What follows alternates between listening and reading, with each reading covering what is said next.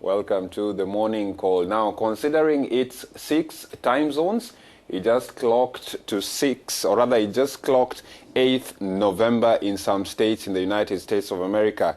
Election day. Now, which time.com says the results will either save or ruin our country.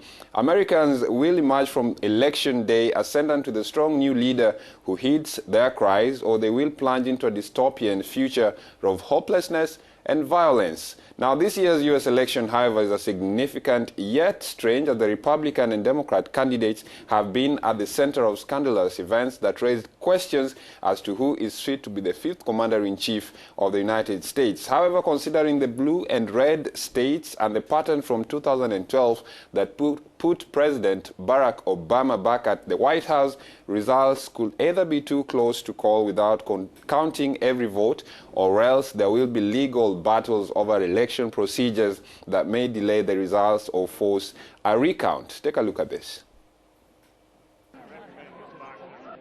The next U.S. president will begin his or her term with a popularity rating far from being enviable. The two candidates have been described as the most unpopular in U.S. modern history. In a poll released recently, 52% of Americans declared they did not like Hillary Clinton, while over 60% said Donald Trump was the evil they thought of. Interestingly, the month of campaigning was marked by scandals and revelations that have either depicted the two candidates as the lesser of two evils for the White House, or more friendly and even honest in the eyes of their compatriots. Throughout his campaign, Donald Trump has been very outspoken and using unconventional words on minority communities in the U.S. From Mexicans, Muslims to blacks, none has been spared. The Republican candidate at a point appeared to have been alienated by some of his own party members who disagreed with his message. Some Republican stalwarts even came out openly to declare their support for Hillary Clinton. However, it has not been rosy for Democrat candidate Hillary Clinton either. She also had her own fair share of controversy, from using her private server to send emails as Secretary of State to her health. Even though the health of both candidates was brought into question, Donald Trump did not miss the opportunity to capitalize on Clinton's controversial emails and health status. The last few days have been particularly challenging for the Trump camp, especially after the director of the FBI reopened the case on the email controversy but found no criminality against Clinton.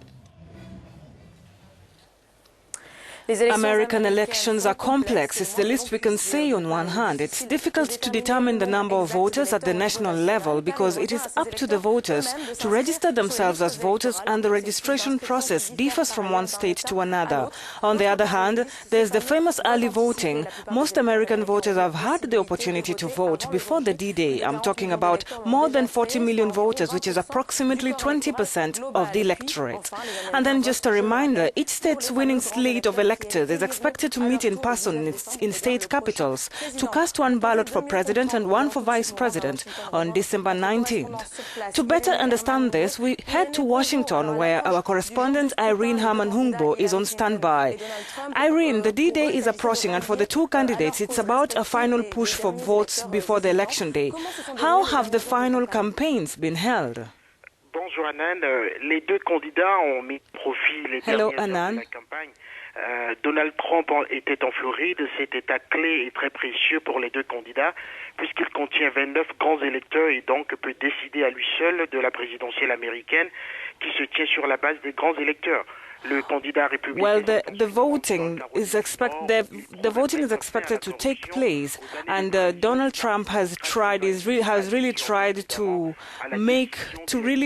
convince voters in his final campaigns to vote for him.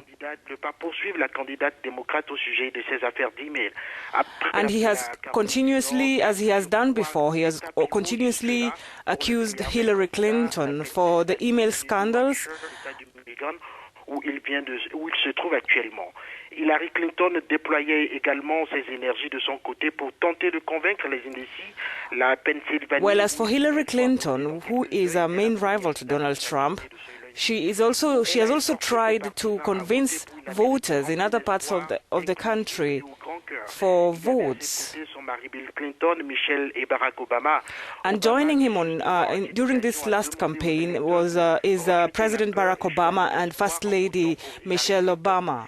L'équipe de la campagne composée également du co-député Hillary Tim Kaine, du vice-président Joe Biden et l'ex-vice-président. There's also Joe Biden, who has also accompanied him. En Virginie, au Colorado, en Floride, en Caroline du Nord, également au New Hampshire. Irene, la course s'annonce toujours très serrée. Irene, the race is tight for both candidates. Looking at the recent polls, and as usual, the famous swing states are expected to make the difference. Quels sont les pronostics? Les sondages restent serrés, même s'ils confèrent un léger avantage. The polls, this race is still very tight. 4,9% des intentions de vote au niveau national contre 42,7% pour Trump, selon la moyenne des plus récents. Well, with only just about 4 points apart for both candidates. Dans la course pour la Maison Blanche, le site Flive-Third in the race to the White House. En fonction des sondages, selon un modèle statistique, lui confère 299 grands électeurs contre 233 pour M. Trump. D'autres sites en prédisent plus de 300 à la candidate démocrate. Il faut préciser que most sites have predicted that the Okay, a last question. As I was saying earlier on, some Americans have already voted. Please explain to us how this election will take place on the D-Day. Évidemment, selon les dernières estimations, plus de 50 millions de personnes. According to the last estimates, more than 50 million people la Floride, Wyoming, le Wisconsin, are expected to vote. Cependant, tous les États n'autorisent pas encore le vote par anticipation. C'est le cas de l'État de New York, par exemple, où tout va commencer. But it's not going to be the same for all the states. 146,311,000 électeurs sont attendus aux urnes pour le compte de cette présidentielle qui permettra d'élire le successeur du premier président noir de la Maison-Blanche. Merci beaucoup, Irene. Thank you very much, Irene. We will get back to you for any developments.